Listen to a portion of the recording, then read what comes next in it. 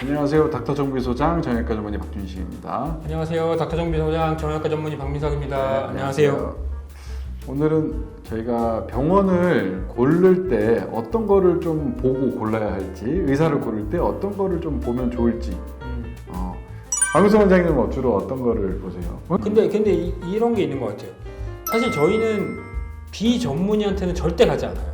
그러니까 뭐 피부과를 가야 되는데 아무리 유명한 저기 피부과인데도 피부과 원장님이 피부과 전문의가 아니다.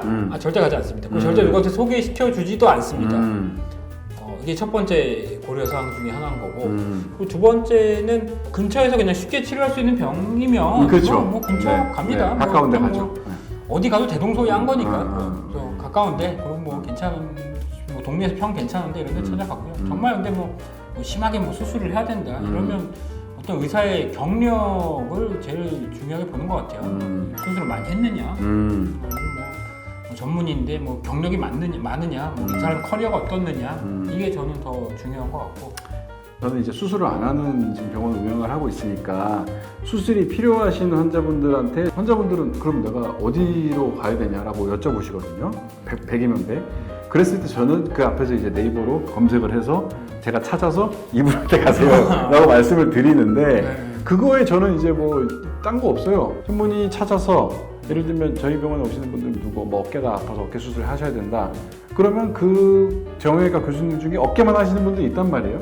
이분한테 가서 이분 예약하세요 이렇게 말씀을 드려요. 그분의 정보가 전혀 없어도, 왜냐하면 저희가 모든 교수님들 다 아는 게 아니니까 처음 보는 사람이라도 이 대학병원에서 이 어깨 관절만 보고 있는 사람이다 라고 하면은 믿을 수 있다고 생각하는 거죠. 그래서 그분 소개시켜 드리고, 저 같은 경우는 피부과라도 하더라도 이제 비전문의한테 안 가신다고 하셨는데, 저는 이제 뭐 꼭 피부 지원, 예를 들면 여드름이나 무슨 건선이랄지 이런 게 아닌 그냥 단순 레이저 치료 이런 것들은 사실 저는 뭐 굳이 꼭 전문의 찾지는 않습니다. 그래요? 네. 저랑 완전 생각이 다르신데. 이제 이거는 질환의 영역이 아니고 성형외과인데 성형외과. 성형외과 조금 다르죠. 성형외과 눈 수술 기가 막히게 하시는 저기 가정의과 선생님, 아니면 눈 수술 그냥 대충 좀 잘 하시는 저기 성형외과 선생님 누구한테 가세요? 전문의한테 가야 돼요. 네, 맞습니다. 네. 사람들이 전문의가 뭔지도 모르시는 분들도 많지만 이제 전문의를 하고 안 하고는 생각보다 꽤 많은 차이가 납니다. 생각보다 제가 알고 말도 안 되는 차이가 나요. 왜냐하면 그 전문의를 하지 않는 거는 내가 그 시간을 고생하기 싫다는 거지. 전문의를 밟게 되는 이 수련 과정은 정말 힘들기도 힘든데, 그때 배우는 게 정말 그걸로 그냥 평생 먹고 산다고 보면 돼요. 근데 그 전문의 과정을 거치지 않고 그냥 배운다? 그냥 자기가 그냥 책 보고 배우고 유튜브 보고 배우는 거예요. 그러면 사실 이거는 이루 말할 수 없는 차이가 나는 거고, 그리고 가장 큰 차이점은 뭐냐면, 그냥 어떤 환자가 왔을 때 이거를 치료하고 말고 뭐 그냥 대부분의 환자들은 그냥 감기 환자 보듯이 볼 수 있어요. 근데 그 100명 중에 한두 명이 그 감기 환자가 아닌 거예요. 그거를 놓치냐. 왜냐면 전문의가 아니고 그냥 알아낼 수가 없거든. 알 수가 없거든요. 그러니까 이제 사실 이게 일반인 분들이 내가 그 100명 중에 한두 명일지 아닐지 알 수 없단 말이에요. 그러니까 저는 무조건 전문의한테 가야 된다고 말씀을 드리는 거고, 그리고 어떤 시술이나 수술을 할 때도 대부분 수술이 다 잘 되고 아무 문제 없지만, 문제가 생겼을 때 이게 대처 방법에서 엄청나게 큰 차이가 납니다. 이게 그냥 이제 사실 전문의 과정을 거치면서 정말 수도 없이 많은 케이스들을 본단 말이에요. 이때 이런 문제가 생겼을 때 이 교수님이 이렇게 했다 저렇게 했다 그럼 어떻게 되더라, 이런 것들을 배운 거랑, 왜냐면 유튜브나 네이버에는 그런 게 안 나오거든요. 그것도 그렇고 전문의 선생님들은 기본적으로 내가 할 수 있는 것과 없는 것을 구분할 수 있어요. 맞아. 그것도 중요해요. 내가 손을 안 대야 될 거를 정확하게 압니다. 그거를 구분하는 게 어떻게 보면 가장 중요한 스킬일 수도 있어요. 그쵸. 심지어 소아과에서 그냥 뭐 감기약 받으러 갈 때도, 저는 감기약도 정형외과 선생님 정형외과를 하지만 감기약도 내과한테 아니면 안 갑니다. 가정외과 절대 안 갑니다.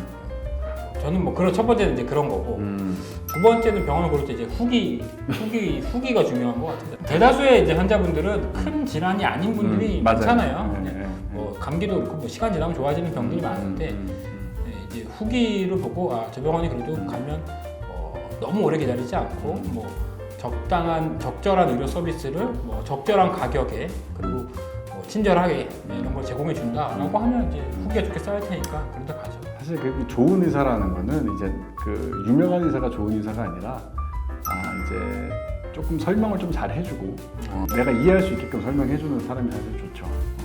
제가 어제도 이것 때문에 조금 이제 반성을 좀 했는데 어떤 여자 환자분이 오셔서 허리가 아파서 이제 저희 병원에 오셨어요. 제가 이제 충분히 설명을 해드리고 이제 물리치료랑 이제 약을 처방을 해서 이제 보내드렸는데 그분이 이제 엑스레이는 별 이상이 없었어요. 엑스레이는 별 이상이 없는데 이제 제가 거의 한 20분, 30분 정도로 파워포인트랑 막 다 설명을 드렸단 말이에요. 네. 근데 결론적으로 나가시면서 하는 말이 뭐냐. 그러니까 저 디스크 없고 다 괜찮다는 거죠? 그러고 나가시는 거예요. 이거 뭔가 잘못됐다. 내가 그 30분 동안 설명한 거 뭐지? 이런 생각이 들었거든요. 선생님이 저 커뮤니케이션을 잘 못하시는 그럴 수도 있는데. 환자가 이해가 안 됐으면 의사가 그러니까요. 네, 맞아요. 맞습니다. 네. 어쨌든 그래서 제가 이제 조금 안타까웠던 건 뭐냐면 그 환자분은 저 의사는 나한테 괜찮다고 했다. 근데 예를 들면 그분이 한 이틀 지나서 좀 계속 아파서 다른 병원에 갔더니 환자분 디스크 있으시네요 라고 얘기를 들었을 때 나는 돌팔이가 되는 거야. 난 그게 너무 황당한 거지. 왜냐하면 그 사람도 똑같이 그냥 엑스레이만 보고 얘기를 했을 텐데, 그러니까 이제 어떤 환자분들이 이제 병원을 선택을 했을 때 기본적인 치료부터 좀 시작하는 의사가 좀 더 낫지 않을까 그런 생각도 좀 들더라고요.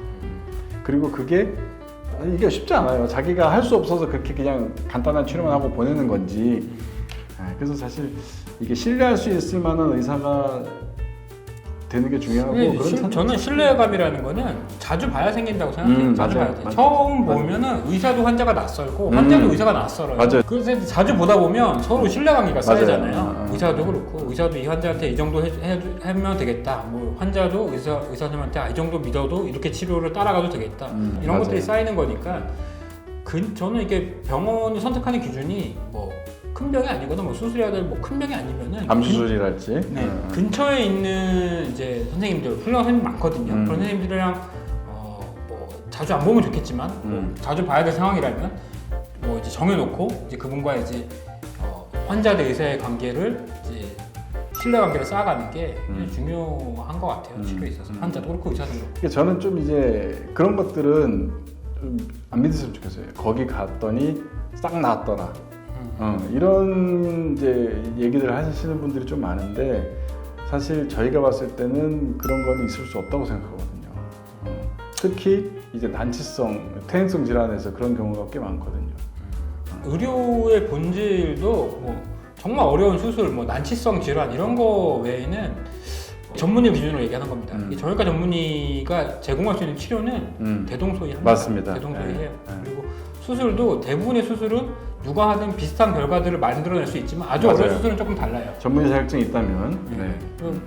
그래서 뭐 환자분들이 병원을 선택할 때의 기준은 뭐 제 생각입니다. 뭐 전문의일 것 그리고 그 분야에서 좀 경험이 좀 많았으면 뭐 좋고 그리고 평판이나 후기가 좀 좋은 병원들을 선택하면 실패 없지 않겠나 이런 생각이에요. 그러네요.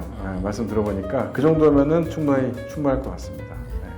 그리고 조금 이제 뭐 부모님을 큰 수술을 해야 된다든지 그런 경우라면 뭐 네이버 카페도 가입해야 되고 블로그도 한참 봐야 되고 유튜브도 봐야 되고 그러겠지만 그냥 잠깐 아파서 그냥 동네 갔다 오는 정도면은 그 정도면 충분하지 않을까 그런 생각입니다. 오늘은 저희 생각에서 뭐 병원을 선택하는 법, 뭐 이런 기준, 뭐 저희 생각을 좀 얘기 드려봤고요. 다음에는 더 좋은 주제로 찾아오도록 하겠습니다. 네, 감사합니다.